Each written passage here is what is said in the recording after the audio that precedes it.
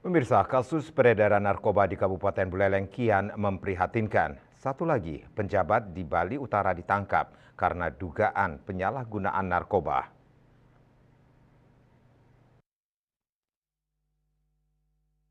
Usai perbekal desa Pengastulan Putu Widyasmita, 32 tahun, ditangkap karena terlibat narkoba. Salah satu oknum Eselon 4 di kantor Kecamatan Buleleng ditangkap karena penyalahgunaan narkoba. Informasi yang dihimpun oknum Eselon 4 ini berinisial GWPA, 37 tahun. Ia ditangkap bersama rekannya di wilayah Jalan Toya Anakan, Singaraja, sekitar pukul 1 WITA, Senin 8 Juli 2024. Satu paket sabu dan sejumlah alat hisap ditemukan saat pihak kepolisian melakukan penggeledahan.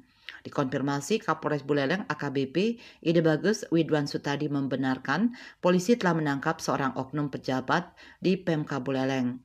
Hanya saja pihaknya belum membeberkan secara gamblang. Menurut Widwan, kasus ini masih perlu pengembangan dan pendalaman. Terkait adanya dugaan penyalahgunaan narkoba ini, penjabat Bupati Buleleng Ketut Lihatnya menyesalkan adanya peristiwa ini.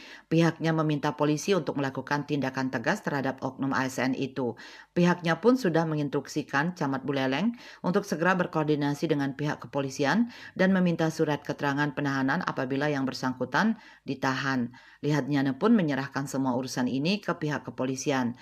Pihaknya menegaskan jika terbukti bersalah dalam kasus narkoba, secara otomatis sanksinya langsung dipecat. Mencegah hal yang sama terulang, ia mengaku segera berkoordinasi dengan BNNK Buleleng untuk melakukan tes urin secara mendadak terhadap seluruh ASN maupun tenaga kontrak yang ada di lingkup Pemka Buleleng. Nyoman Yuda, Bali Pos melaporkan.